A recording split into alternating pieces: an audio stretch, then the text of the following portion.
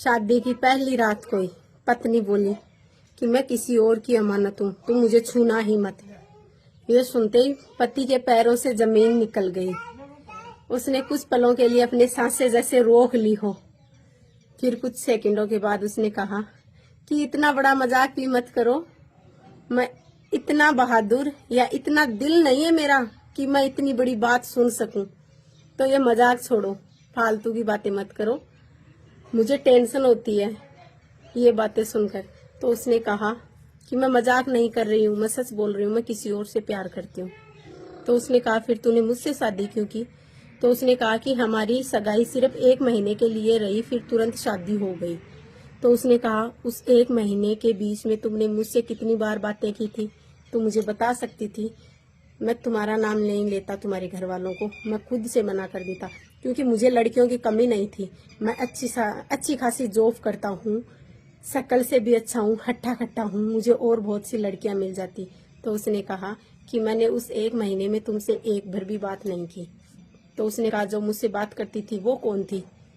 कहा कि मेरी छोटी बहन थी, मेरे घर वाले उससे बात करवाते थे तुम्हें, उनको डर था कहीं मैं तुम्हें सच्चाई ना बता दूं। तो उन्होंने कहा कि जिस दिन हम मिले थे उस दिन बता देती। तो उसने कहा कि मेरे पापा ने धमकी दी थी, अगर तुमने इस लड़के के लिए मना कर दिया, उस लड़के ने तुम्हें मना कर दिया, तो मैं सोचूंगा तुमने उनको सच्चाई बता दी, तो मैं उस लड़के को मार दूंगा या फिर तुझे जान से मार दूंगा। तो उस लड़के ने कहा वरमाला के समय बता दी, 7 फेरों में बता देती। उसने कहा कि नहीं बता सकती, मेरे पापा का डर था। तो उसने कहा कि उस लड़के को फोन करो। वो लड़का तो विदेश गया हुआ है, विदेश जाने के लिए उसने कर्जा लिया था, वो कर्जा चुकाने के लिए उसे 1 साल लग जाएगा विदेश में। तो उसने कहा तेरे पापा को फोन कर। तो उसने कहा अगर तूने पापा को फोन किया, मुझे पापा लेकर जाएंगे, तो रास्ते में ही मेरा काम तमाम कर देंगे। तो फिर उसने कहा कि अब मैं क्या करूं, मुझे किस बात की सजा मिल रही है, मैंने इतना बड़ा क्या गुनाह कर दिया? उस लड़की ने उसके पांव पकड़ लिए, उसकी पत्नी ने अपने पति के पांव पकड़ लिए और कहा कि मैं तेरे घर में 1 साल तक रहूंगी, घर का सारा काम करूंगी, तुम्हारी हर बात मानूंगी, बस एक पत्नी का फर्ज अदा नहीं कर पाऊंगी, मुझे सिर्फ 2 टाइम की रोटी दे देना, और कुछ नहीं मांगती मैं तुमसे। तो उसने कहा ठीक है। कम से कम 3-4 महीने हो गए। फिर वो एक दिन अपने मायके चली गई। मायके जाकर उसने चुपके से अपने पिता का फोन लिया और उस लड़के को फोन किया। तो उस लड़के ने उसे कहा कि मैं किसी की जूठन नहीं खाता, तू किसी और की पत्नी है, किसी और मर्द ने तुझे छू लिया, अब मैं तुझसे कोई प्यार व्यार नहीं करता। उस लड़की ने कहा कि प्यार तो मैं भी नहीं करती तुमसे, पर कहीं तू मुझे बेवफा ना बता दे, इसलिए मैंने तुझे फोन किया है, वरना मैं उस इंसान की तो उसी दिन हो गई थी जिस दिन मैंने उसके साथ 7 फेरे लिए थे। उसने मेरी मांग में सिंदूर भरा था, मेरे गले में मंगलसूत्र पहनाया था, तो मैं उसकी पत्नी हो गई थी उसी दिन। पर कहीं तू ये ना कह दे कि वो बेवफा थी, उसने मुझे धोखा दे दिया, बल्कि धोखा तूने मुझे दिया है। उस लड़की ने उस लड़के का तुरंत फोन कट किया और अपने पति को फोन किया। तो पति ने फोन उठाया। पत्नी ने कहा कि कितने दिन हो गए, तू मुझे लेने नहीं आएगा? तो उसने कहा किस हक से आऊं?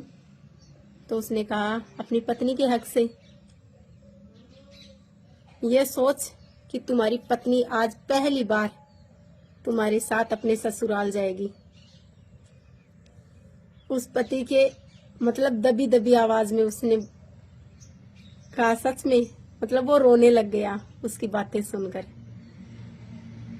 उसने कहा तू जल्दी आजा मुझे लेने के लिए। पत्नी ने कहा।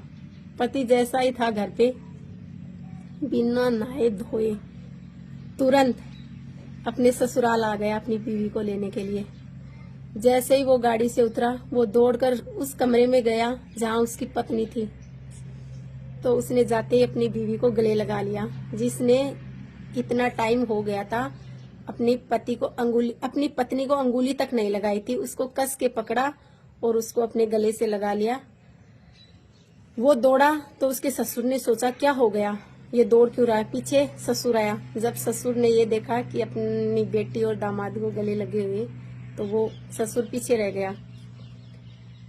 दामाद जी ने सास ससुर से कहा कि आज तैयारी करो, मेरी बीवी को विदा करो। आप अपनी बेटी को विदा करो, उसका पति उसे लेने के लिए आया है।